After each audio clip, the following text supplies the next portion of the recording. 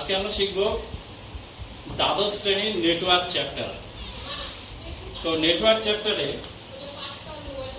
এখানে আমরা কি শিখতে পারি?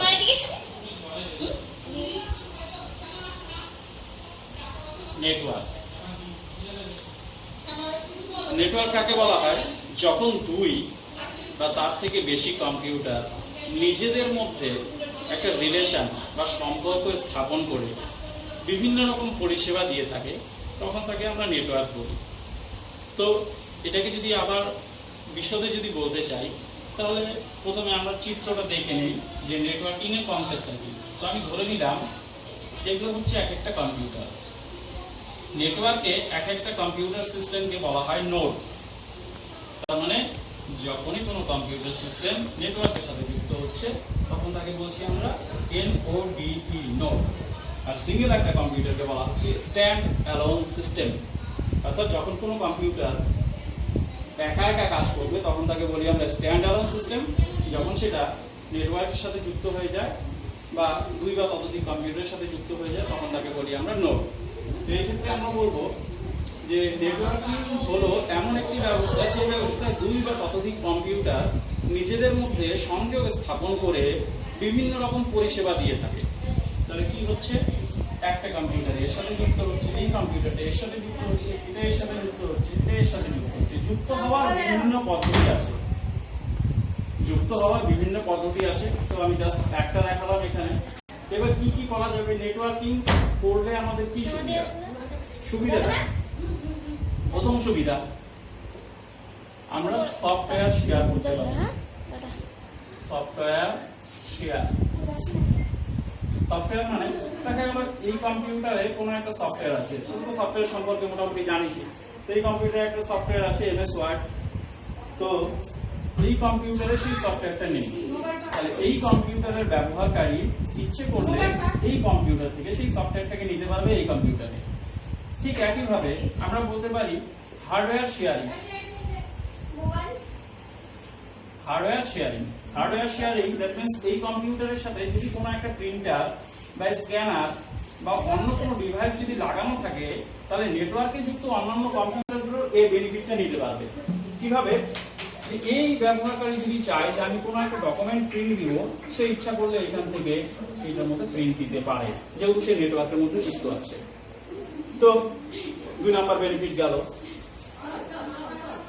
3 number benefit file sharing. File sharing অর্থাৎ এই ব্যবহারকারী কোনো একটা কম্পিউটারে ফাইল তৈরি করছে, MS ওয়ার্ডে হোক, এক্সেলে হোক, HTML হোক বা কোনো প্রোগ্রাম তৈরি করেছে। তো ধরে নিলাম HTML একটা প্রোগ্রাম করেছে। এবার সে এই প্রোগ্রামটা এই কম্পিউটারে যে কাজ করছে বা এই কম্পিউটারে যে কাজ করছে তাকে দিতে যাচ্ছে, তাহলে সে ইচ্ছে করলে এখান থেকে এটাকে নিতে পারবে। সেটাকে বলছি আমরা ফাইল শেয়ারিং। 4 নাম্বার, এটা যেরকম আমি একটা স্ট্রাকচার দেখিয়েছি, আরো একটা স্ট্রাকচার হতে পারে, সেটাকে বলি আমরা কেন্দ্রীয় নিয়ন্ত্রণ ব্যবস্থা। অর্থাৎ মাঝখানে একটা কম্পিউটার থাকবে, মাঝখানে একটা কম্পিউটার থাকবে এবং সে সবাইকে যুক্ত করে দেবে। তো সেই ক্ষেত্রে কি বলছে? এটাকে বলছি আমরা কেন্দ্রীয় নিয়ন্ত্রণ ব্যবস্থা। এই মাঝখানেরটাকে বলছি আমরা সার্ভার, এগুলোকে বলছি client. What is server, what is client? Server হচ্ছে যে সমস্ত কম্পিউটারগুলোকে পরিচালনা করছে বা ডেটা দিচ্ছে বা ম্যানেজমেন্টের টোটাল দায়িত্বটা করছে, সে হচ্ছে সার্ভার। এবং ক্লায়েন্টগুলো কি? ক্লায়েন্টগুলো সার্ভারের কাছ থেকে পরিষেবা নেয়। তো এই জন্য এই সার্ভারটা যখনই মাঝখানে ইউজ হবে, তখন আমরা সেটাকে বলছি যে কেন্দ্রীয় নিয়ন্ত্রণ প্রণালী বা কেন্দ্রীয় নিয়ন্ত্রণ ব্যবস্থা।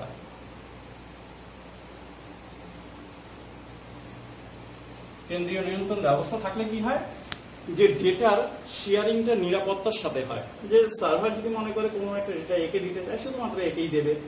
তাহলে এই যে ডেটাটা দেবে, এর কম্পিউটার থেকে কিন্তু নিতে পারবে না যতক্ষণ সার্ভার তাকে পারমিশন না দেয়। অর্থাৎ সার্ভার এখানে সিকিউরিটির একটা কাজ করছে, যে এর ডেটাটা নিতে পারছে না বা এর ডেটাটা এই কম্পিউটার নিতে পারছে না, কারণ মাঝখানে একজন থাকছে কে? সার্ভার। সেইটা টোটালটাকে কন্ট্রোল করছে। তো এইভাবে আমরা এগুলো পড়লাম। সুবিধা কি কি? আরো সুবিধা আছে। একটা বললাম সফটওয়্যার শেয়ার, কোনো একটা কম্পিউটারের মধ্যে কোনো একটা MS Word, Excel, PowerPoint, Photoshop যে কোনো সফটওয়্যার থাকলে আমরা নিতে পারি।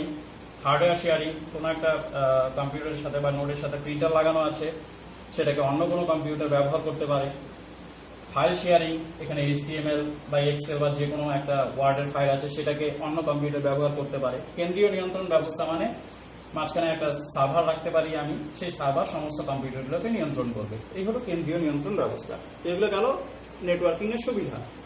এবার আসি অসুবিধায়। অসুবিধা কি? অসুবিধার মধ্যে বিশেষ করে আমি প্রথম অসুবিধা বলছি। এক নম্বর অসুবিধা বলছি যে নেটওয়ার্ক যখনই আমরা গঠন করি তাতে কি হয়, এই যে বিভিন্ন তারগুলো দিয়ে আমরা যুক্ত করে রাখি, তাহলে এই তারগুলোই যদি ছিঁড়ে যায় বা কেটে যায় তাহলে নেটওয়ার্ক কি হয়ে যাবে? বিচ্ছিন্ন হয়ে যাবে, নেটওয়ার্ক কাজ করবে না। তার মানে সংযোগ বিচ্ছিন্ন হয়ে গেলে নেটওয়ার্ক কাজ করে না। সংযোগ বিচ্ছিন্ন হয়ে গেলে নেটওয়ার্ক কাজ করবে না। এবার আমরা যদি আরেকটা অসুবিধার কথা ভাবি, তাহলে আমরা যখন নেটওয়ার্ক গঠন করব আমাদের কি লাগছে? এতগুলো কম্পিউটার সিস্টেম লাগছে। এতগুলো কম্পিউটার সিস্টেমকে আমরা যখনই কিনতে যাব তখন আমাদের একটা খরচ হবে। তাহলে নেটওয়ার্ক সংস্থাপনের জন্য আমাদের কি হবে? ব্যয় সাপেক্ষ, অর্থাৎ খরচ করতে হবে আমাদের। তাহলে কি করতে হবে? নেটওয়ার্ক গঠন করতে গেলে আমাদের প্রচুর টাকা পয়সার প্রয়োজন হবে। কম্পিউটার কিনতে হবে, সার্ভার কিনতে হবে, সার্ভার না কিনলেও বাকি যন্ত্রাংশগুলো তার এগুলো কিনতে হবে। তো এইসব জিনিসগুলো যদি কিনতে চাই তাহলে আমাদের কি লাগবে? টাকা লাগবে। তাহলে নেটওয়ার্ক গঠন ব্যয় সাপেক্ষ। এই গেল অসুবিধা। এবার এটাকে আমরা একটা এক্সাম্পলের সাথে বুঝি, যেহেতু ভিডিও রেকর্ডিং এ খুব আমাকে একটু শর্টেই বলতে হবে। একটা এক্সাম্পলের সাহায্যে ব্যাপারটাকে বুঝি, খুব ইজি। আমি ধরে নিলাম প্রত্যেকের একটা ফ্যামিলি আছে, ফ্যামিলি বা পরিবার। তো এবার আমাদের সবারই পরিবার আছে। এবার পরিবারে কে কে থাকে? পরিবারে থাকে কেন্দ্রীয়, পরিবারটাকে নিয়ন্ত্রণ করে বাবা বা মা, যে কোনো একজন বা দুজনও হতে পারে। এবার কে কে থাকে? আমরা থাকি হচ্ছে দাদা থাকে, দিদি থাকে,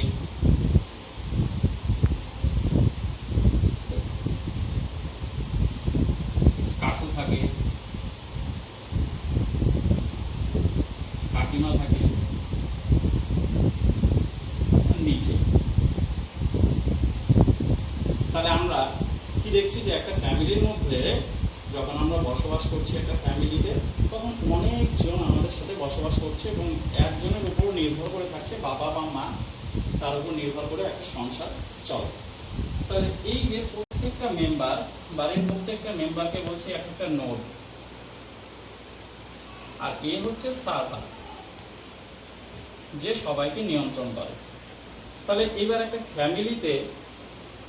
ফ্যামিলিতে কি কি সুবিধা পাচ্ছি? প্রথম কথা, যে কোনো একটা কাজ, সেটা কাজটা দাদার হোক বা দিদির হোক, সেই কাজটা আমরা শেয়ার করে যদি সবাই করি তাহলে কি হবে? সময়ের সেফটি হবে, তাই না? সময়ের সেফটি হবে এবং একজনের পরিশ্রমও কমে যাবে। ঠিক আমরা নেটওয়ার্কেও সে পয়েন্টটা যে সময়ের সাশ্রয় হয়। তো সময়ের সাশ্রয় হয় কিভাবে?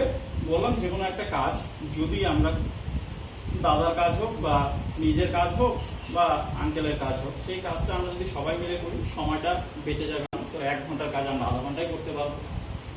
ঠিক একইভাবে দেখা গেল তোর স্কুলে একটা প্রোগ্রাম আছে, তো এবার ভালো ড্রেস নেই সেই প্রোগ্রামে পার্টিসিপেট করার জন্য, তো ইচ্ছা করলে সে দাদার একটা ড্রেস ব্যবহার করতে পারে। তাহলে আমি কি বললাম? দাদার একটা ড্রেস ব্যবহার করতে পারে। প্রথমে বললাম টাইম সেভিংস, টাইম সেভ হচ্ছে। 2 নাম্বার বলছি ড্রেস শেয়ার করতে পারছো। তো ড্রেস মানে কাপড়, ওটাকে বললাম যে সফটওয়্যার, কম্পিউটারের ভাষায় বললাম সফটওয়্যার শেয়ার করতে পারছো।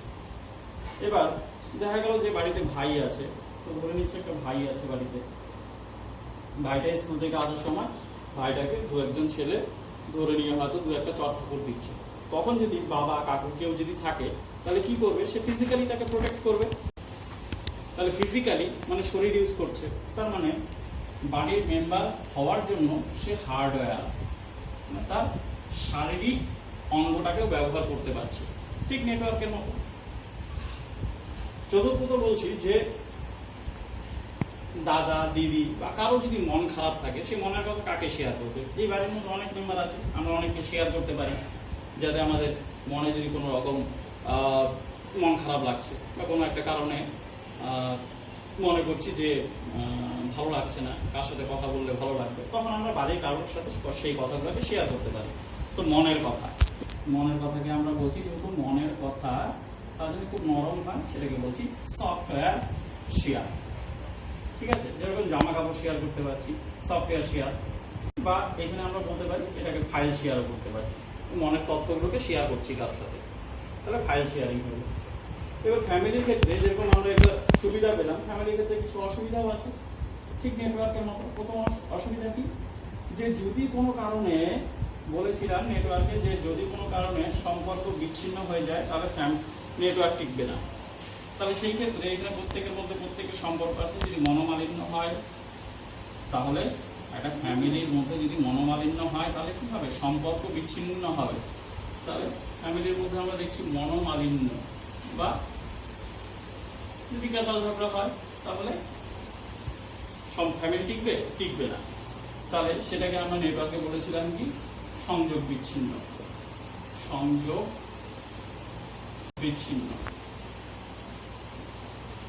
সংযোগ যদি বিচ্ছিন্ন হয়, নেটওয়ার্ক কাজ করবে না, এইটার মধ্যে নিজেদের মধ্যে মনোমালিন্য হলেও সংসার টিকবে না বা ফ্যামিলি টিকবে না।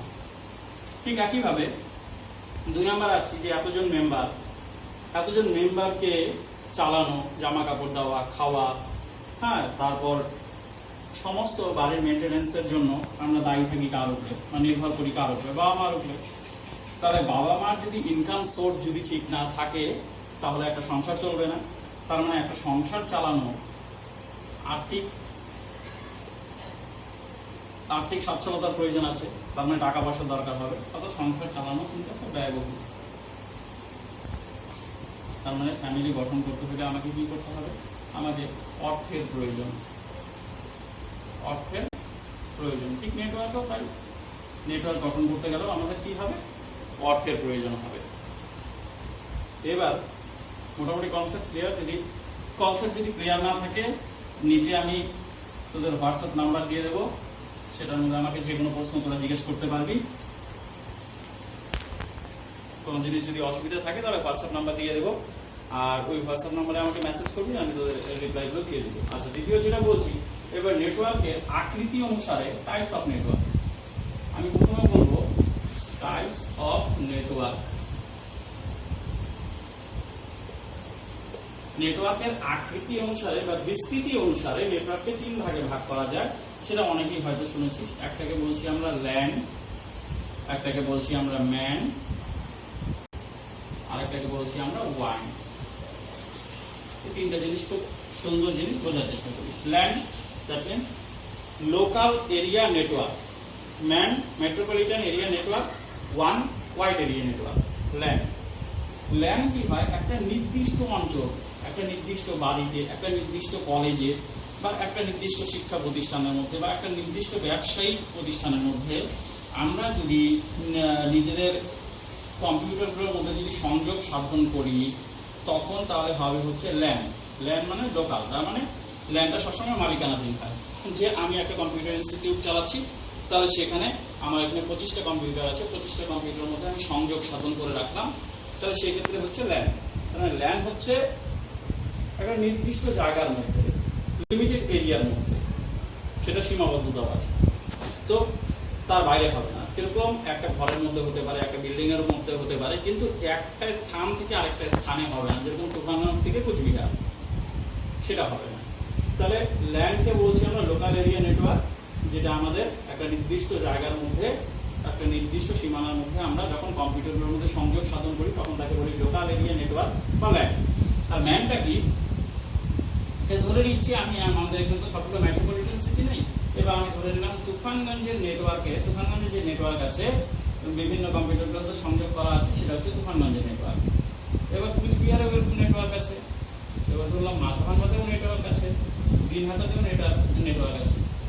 এবার বিভিন্ন সিটিগুলোর মধ্যে যখন নেটওয়ার্কগুলো যুক্ত হবে, মেট্রোপলিটন সিটির কথা বলা হচ্ছে, মেট্রোপলিটন সিটিগুলোর মধ্যে যখন নেটওয়ার্ক সংযুক্ত হবে তখন তাকে বলছি আমরা ম্যান।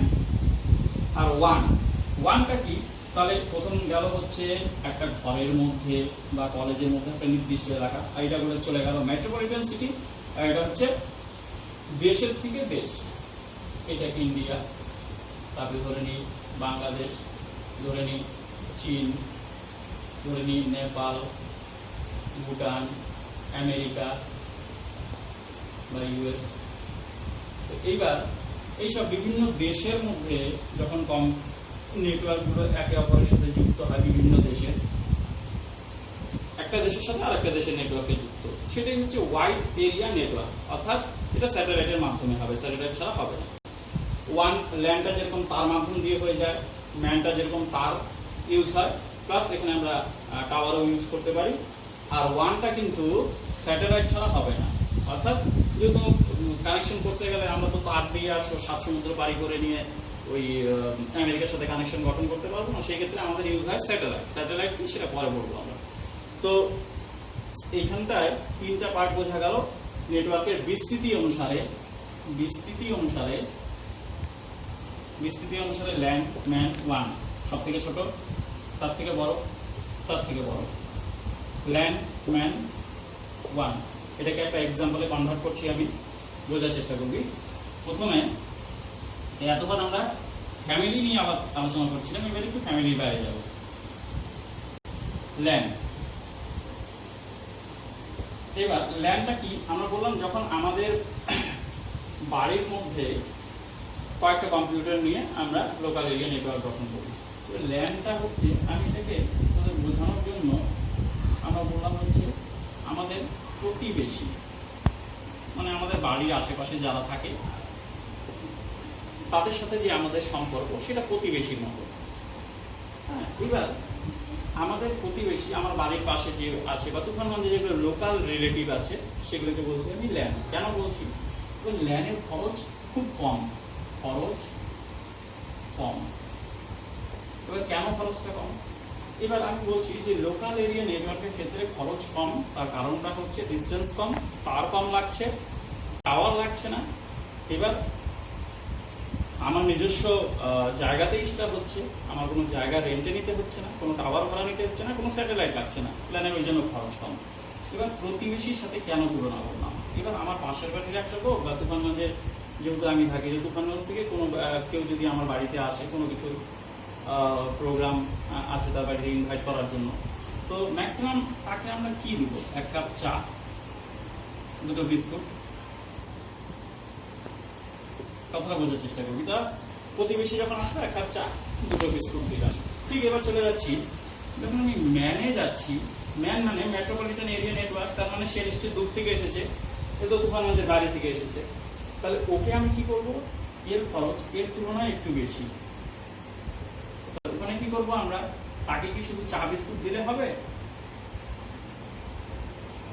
না, তাকে বলতে হবে একদিন থাকার জন্য, 1 দিন বা 2 দিন থাকার জন্য। এবার যখন থাকবে তখন খেতে তো দিতেই হবে। এবার যখন খেতে দিব খরচ একটু হবে, তার মানে ব্যয়বহুল একটু। তাহলে 2 দিন থাকলে কি হবে? খরচ হবে। তাহলে ল্যানের থেকে এটা একটু খরচ বেশি। এইবার ম্যান মানে সে হচ্ছে আমাদের তুফানগঞ্জের আউটসাইড থেকে এসেছে, কুচবিহার থেকে, দিনহাটা থেকে এসেছে, তখন সেই আত্মীয়কে গিয়ে আমরা চা বিস্কুট খেয়ে বলবো যে তোমরা চলে যাও। আর লোকাল আত্মীয় আসলে কি হবে? সে তো চা বিস্কুট খাবে, আধা ঘন্টা গল্প করবে, চলে যাবে। কিন্তু বাইরের থেকে যে 2 মাস বা 3 মাস পর এসেছে, তাকে আমরা কি করবো? চা বিস্কুট খেয়ে নিয়ে বলে দেবো যে যা, বাড়িতে চলে যা। চলবে না। তখন আমরা ভদ্রতার খাতিরে তাদেরকে 2-3 দিন ওয়েট করতে বলবো, থাকতে বলবো, রিকোয়েস্ট করবো। একদিনও যদি থাকে বা যদি নাও থাকে খাওয়া দাওয়া করবে। তার মানে এই ক্ষেত্রে আমাদের খরচটা বেশি হচ্ছে ম্যান। তারপরে আমি যদি বলি ওয়ানের ক্ষেত্রে, এবার বিদেশ থেকে যদি কোনো আত্মীয় আসে, তো বিদেশ থেকে যদি স্বাভাবিকভাবে কোনো আত্মীয় আসে, নিশ্চয়ই সে যখন আসবে কিছু তোদের জন্য নিয়ে আসবে, 10,000 20,000 টাকার গিফট নিয়ে আসবে। তো এবার বিদেশ থেকে যখন আসছে, ধরে নিয়ে আমেরিকা থেকে আসছে, তো সেদিন তো তাকে তো চা বিস্কুট কথা বাদই দে, 2-3 দিনের কথা বাদই দে, তাকে নিশ্চয়ই 15 দিন 20 দিন তোর বাড়িতে স্টে করবে। তাহলে সে স্টে করবে তোর বাড়ি থেকে 15 থেকে 20 দিন। 15 দিন যদি স্টে করে, তার টোটাল খাওয়া খরচ থেকে শুরু করে নিয়ে ও কি কি পছন্দ করে সবকিছু তোরা খরচ করবি একটু কষ্ট করে হলেও। তারপর যেহেতু ওরা গিফট নিয়ে এসেছে, এবার তারা তোদেরকেও গিফট দিতে হবে। তাহলে এইখানে ওয়ানে কি হচ্ছে, আমরা মেনটেন্যান্সের দিক থেকে যদি দেখি, প্রতিবেশী যদি আসে চা বিস্কুটের খরচ 10 টাকা খরচে শেষ। আরেকজন দেখলাম যে ম্যানের ক্ষেত্রে কি হচ্ছে, যেহেতু বাইরের থেকে আসছে, তাহলে খরচ চলে গেল আমার সেই 10 টাকা থেকে 1,000 টাকা। এইটাই যখন আমার ওয়ানে চলে আসলাম, এই খরচটা আমার চলে গেল 25 থেকে 30,000 টাকা। কেন আত্মীয় যত দূর থেকে আসছে, তার মধ্যে খরচটাও তত বেশি। কেন হচ্ছে, ল্যানের ক্ষেত্রে বললাম কম্পিউটারগুলো নিজেদের মধ্যে থাকে, তারের শুধু তার দিয়েই আমরা সংযোগ করতে পারি। ম্যানের ক্ষেত্রে কি হচ্ছে, আমাদের ওখানের সাথে কুচবিহারের নেটওয়ার্ক কি তার মাধ্যম দ্বারা হতে পারে, বা আমরা ইউজ করতে পারি, টাওয়ার ইউজ করতে পারি। আর ওয়ানের ক্ষেত্রে কি হচ্ছে, স্যাটেলাইট ইউজ হচ্ছে, তার জন্য খরচটা বেশি। এটাই আমি লজিক্যালি এভাবে বুঝালাম যে প্রতিবেশী দিয়ে। তো যাই হোক, খুব ফাস্ট বুঝালাম। যদি কোনো অসুবিধা হয় তোরা বলিস আমাকে। আজকে এইটুকুই থাক। আর তোদের যদি কোনো